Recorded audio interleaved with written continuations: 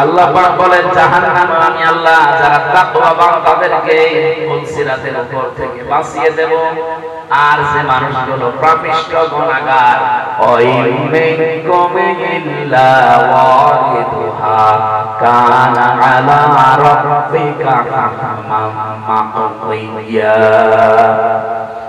জাহান্নামের উপর দিয়ে ফুলসিরাত তৈরি করা, মানুষ যখন মিজানের এই পাল্লা যেটা বলা হয়, এখান থেকে আপনার আমলটা আল্লাহ মাপ দেন গুরুত্বের ভিত্তিতে।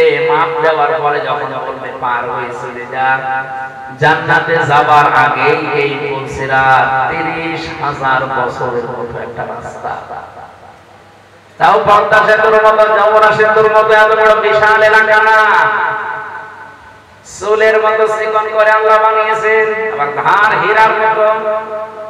পাপিষ্ঠ মানুষগুলো কেটে কেটে পড়ে যাবে, আর যারা মুমিন তাদের জন্য এটা হক, তাদের অধিকার আমার আল্লাহর উপরে, এটা যে আল্লাহ তাদের বাঁচিয়ে দেবে। এই জন্য তাকওয়া শব্দের পরে আপনি দেখবেন সম্মানুনাজ্জিল্লাযীনা তাকাও ওয়া নাযারুস সালিমিনা ফিহা জিসিয়া।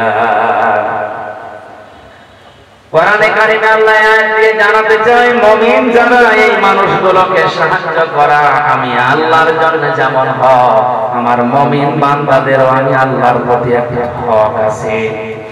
হাক্কান আলাইনা নুনজিল মুমিনিন। হাক্কান দিয়েছেন আল্লাহ, এখানে আলেম আছে কিনা জানি না, আপনি শব্দটা কিন্তু এখানে এই পুরোপুরি মাসদার আল্লাহ দিয়ে দিয়েছেন। হাক্কান আলাইনা, আমি আল্লাহর উপরে হক, এমনকি মুমিন বান্দাদেরও আমি আল্লাহর উপরে হক।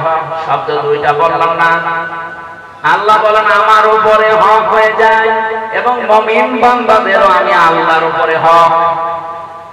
আমার উপরে যেমন হক সত্য, আমি আল্লাহর অধিকার যেমন আমার মুমিন বান্দাদেরকে আমি বাঁচাবো, আমার মুমিন বান্দাদের অধিকার আমার উপরে, আমি আল্লাহ তাআলা বাঁচাবো।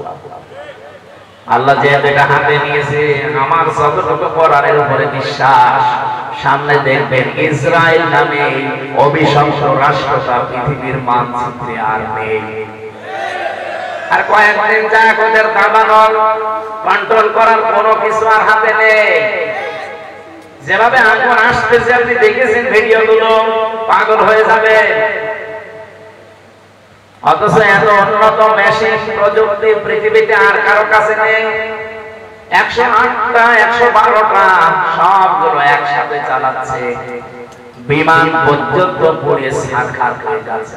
আপনি আগুন যে নেভাবেন, পানি দিয়ে ঔষধ ছিটাবেন, স্প্রে দেবেন, দিয়ে বিমান দিয়ে হেলিকপ্টার দিয়ে ওইটাই পুড়ে ছারখার করে যাচ্ছে। সূরা আম্বিয়ার তাফসীর পড়তে গিয়ে পেয়েছিলাম হযরত ইব্রাহিম নবীকে আল্লাহ যখন সাহায্য করার জন্য ফেরেশতা পাঠিয়েছিলেন, ওই সময় তিনি আল্লাহর প্রতি এমন ঈমান দেখিয়েছেন, আল্লাহ পাক বলে ইব্রাহিম আলাইহিস সালামের জন্য আমি আল্লাহ আগুনকে কুলনা ইয়া নাহারু কুনি বারদান ওয়া সালামান আলা ইব্রাহিম। কুলনা আমি নিজে বলেছি, এখানে অন্য কাউকে আমি বলতে বলিনি। ইব্রাহিমের ঈমান দেখার পরে আমি আল্লাহ এত বেশি খুশি হয়েছি যে ফেরেশতা জিবরাইলের সাহায্য সে নিতে রাজি না, মিকাইলের সাহায্য নিতে রাজি না।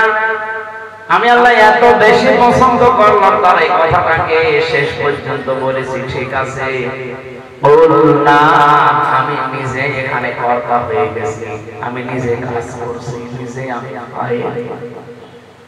ইয়া নারু হে আগুন কোনি হয়ে যাও বারবার ঠান্ডা। আল্লাহ বারবার দেওয়ার পরে সালামান শব্দ মাঝখানে যদি না দিয়ে একবারে দিতেন আলা ইব্রাহিম, আমার ইব্রাহিমের প্রতি ঠান্ডা হয়ে যা। আল্লাহর হুকুম পাওয়ার সঙ্গে সঙ্গে আগুন এত বেশি ঠান্ডা হয়ে যেত, তখন আবার লেপ তোষক লাগলো গরম করার। আল্লাহ সালাম দিয়ে তামাম দুনিয়ার মানুষকে বোঝাতে চেয়েছেন পৃথিবীতে আজও যদি ইব্রাহিম নবীর মতো ইমাম কোন জায়গায় আমি আল্লাহ দেখি, ওদের আগুনগুলো যেমন আমি সালামান বানাবো, ওদের বৃষ্টি ঠান্ডা যে প্রচন্ড বরফগুলো আমি আল্লাহ সালামান বানাবো। সালামান দিয়ে তাফসীরে ফিজিলালের কোরআনে সাইয়্যিদ কুতুব লিখেছেন, এই শব্দটা যদি আল্লাহ না দিতেন ইব্রাহিম নবী কিন্তু আগুনের ভেতরে 40 দিন থাকতে পারতেন না। এত বেশি ঠান্ডা হয়ে যেত যে থাকার অযোগ্য হয়ে যেত, জায়গাটা এবার বরফ হয়ে যেত। আল্লাহ বলেন যদি সালামান না দিতাম আগুনটা একটু গরম থাকতো, যখন আবার ফ্যান দেওয়া লাগতো জিবরাইল মিকাইলকে দিয়ে, যে ফ্যান নিয়ে যাও অথবা এসি সেট করো, পাখা নিয়ে যাও, না এমন শব্দ আমি চয়ন করে লাগিয়ে দিয়েছি। সালামান মানে শান্তি, একেবারে গরম না ঠান্ডাও না, এই জায়গাটা অন্তত আমি আল্লাহর নির্দেশ যতদিনের পরে না আসে ততদিন এটা না শান্তিষ্ট হয়ে যাও। এয়ার কন্ডিশন যেটা বলা হয়, নয় ঠান্ডা নয় গরম, এরকম একটা পরিবেশ তৈরি হয়। আগুন হুকুম মেনে তাই হয়েছে 40 দিন। পরবর্তীতে হযরত ইব্রাহিমের নাতনি যারা তারা জিজ্ঞাসা করতো, দাদা দুনিয়ার জীবনে আপনি সবচাইতে শান্তি পেয়েছেন কত? উনি বলেছিলেন এই পৃথিবীতে যতদিন আমি হায়াত পেয়েছি সবচাইতে বেশি শান্তি সুখে আরামে ছিলাম ওই 40 দিন যখন আগুনে ছিলাম। তার মানে আগুনের ভেতরেও শান্তি দিতে পারে কে? সবকিছুর উপরে যেন ওনার ক্ষমতা চলছে।